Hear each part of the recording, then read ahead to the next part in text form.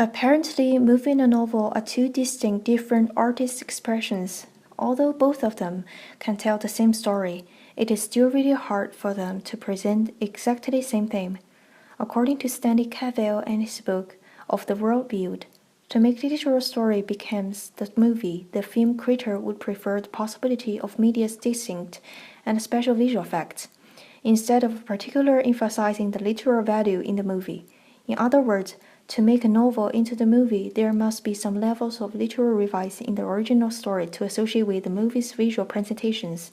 Usually, a professional movie director is also a highly personalized and independent director to the story. By considering the mass audience's popularity and the levels of censorship, the director cannot easily follow the writer's will. For example, the movie Forrest Gump and the movie Shawshank Redemption were the two most successful movies in 1994. Both of these two movies are also made based on the novel Forrest Gump and the novel The Rita Hayworth and the Shawshank Redemption. However, as we read through the original story, both of these two novels did not emphasize or even try to present a highly profound theme. Hence, to conclude, adapting the novel into the movie is like a zero-sum game. Either the novel has to be changed to suit for the production of the movie, or the movie has to recreate a new story. Overall, as we approach Zhang Yimou's To Live, there are some distinct different settings between the novel and the movie, but the basic plot and theme of the movie were still matched with the novel. The participation of Yu Hua in the script writing has ensured the movie's main theme did not diverge too far from the novel's main theme. As for the novel To Live, it is also highly influential in the Chinese literary field. As one of the pioneering novels in the Chinese avant-garde literary camp, To Live is not just the University Chinese Literary Department's required reading, but also has been ranked as the most significant book narrating the history of Mao's China. Thus, considering the mass level of the reader group, their perspective is also important to re-access how successfully the movie has reshaped the story into the movie. To conclude, comparing and contrasting the original novel to the movie is a method that reflects novel readers' judgment to the movie.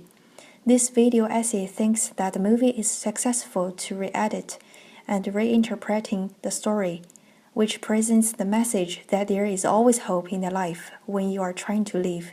However, the movie did not reflect the author's message that the purpose of To Live is only about the living itself. People did not live for any other particular reason. There are two main aspects of analysis to approach the compare and contrast between the novel and the movie. The first aspect is about the different interpretations of the theme.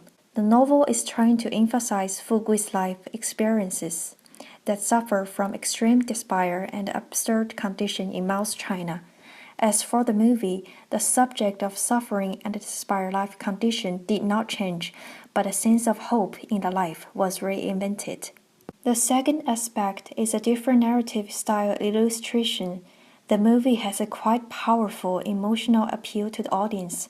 The shadow play and China's northwest province's cultural characteristics were repeatedly emphasized throughout the movie, which also acts as a leading clue to symbolize the major character's density. As for the novel, there is not much emotion expression in the language, but the author has presented a double and parallel narrative that objectively outline the story. It is clearly to see that both of movie and novel is depicting the same theme, which is about Fugui's tragedy to endure unexpected misery. However, as for the novel's interpretation, according to Yu Hua's preface of the novel, To Live has demonstrated an individual's relationship to his destiny. And indeed, this relationship is also the most touching friendship because they are helping each other and also hate each other. In the end, they cannot abandon each other and also don't have the excuse to complain each other. In other words, Yu Hua is stating that the importance of Fugui's tragedy is not about the failure of struggling a better life. Instead, it is about the confrontation itself, and that there is no winner in the end, whether to the individual or the individual's destiny. both of them will return to zero in the journey of life. Hence, as we read through the novel, there is more sense of absolute despair was depicting in Fugui's life. For instance, everyone related to Fugui's family has died. Fugui cannot make anything change, but just witness the person he loved was dying once after another. In the end, Fugui was alone, and there is only an old cow stayed with him. Sadly, the movie cannot follow novel setting. A movie with absolute despair will be failed to pass the authorities' censorship and fail to attract the audience. Thus, what Zhang Yimou has done is to slightly change the story's end and character's attitude towards life. In the movie, Fugui and his family have always been positively life status. And at the end of the movie, Fugui still enjoyed the relatively happy and stable family life. And Fugui's particular mention of raising little chicken has symbolized his hope and his optimistic attitude in the future life.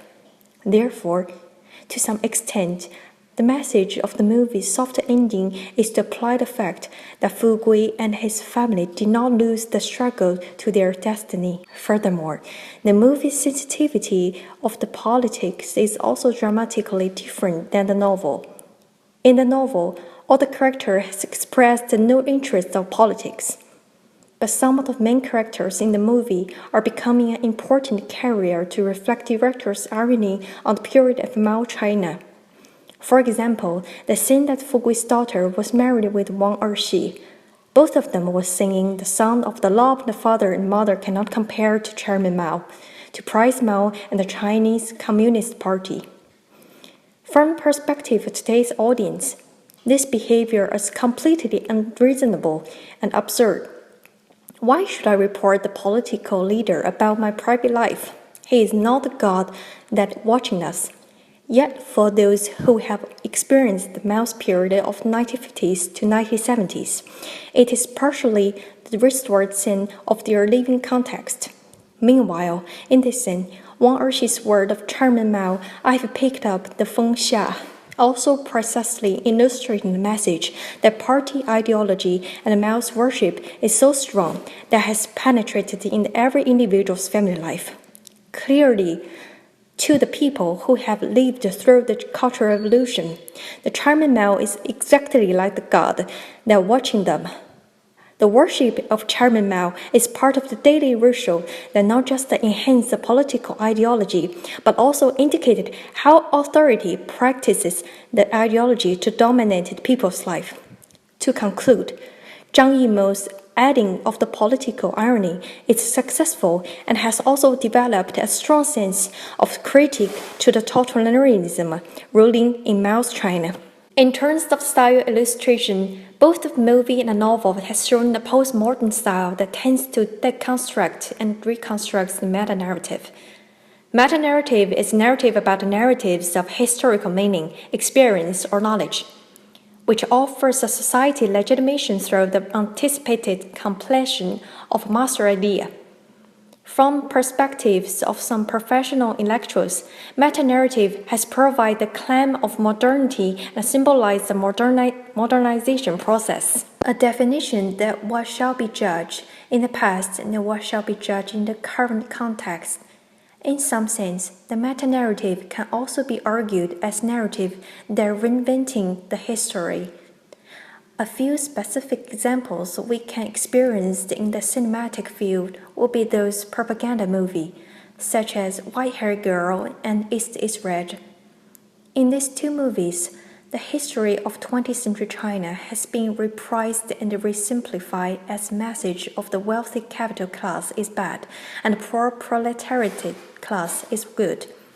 Therefore, to deconstruct or reconstruct the meta-narrative, both the writer and the director did not choose the way that is directly opposing the Chinese authorities' existed meta-narrative, such as to deny or impractically listing what has truly happened in history.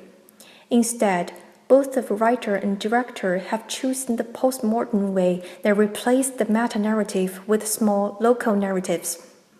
which is to use Fugui's personal life story to retelling the modern Chinese history.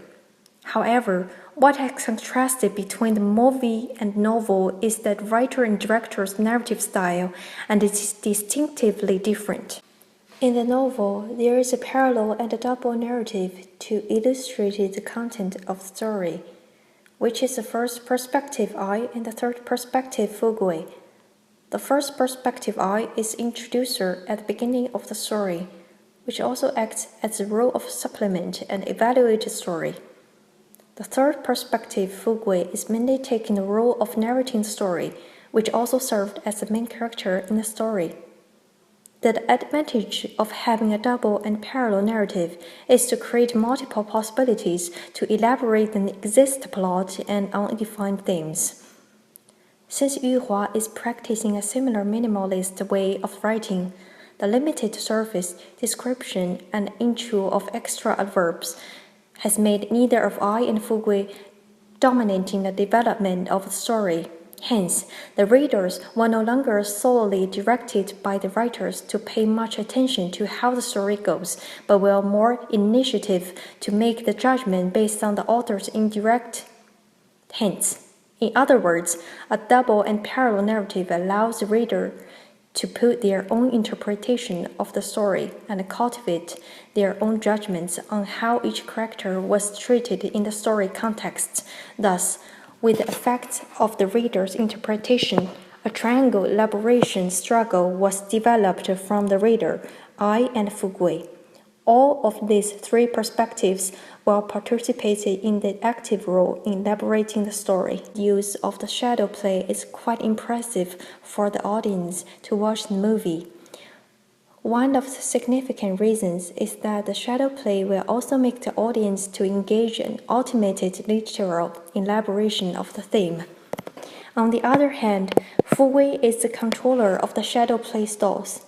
On the other hand, Fugui himself is like the doll that's manipulated by the powerful destiny force. Therefore, to conclude, shadow play also acting as a major visual narration that symbolized Fugui's personal life's tragedy.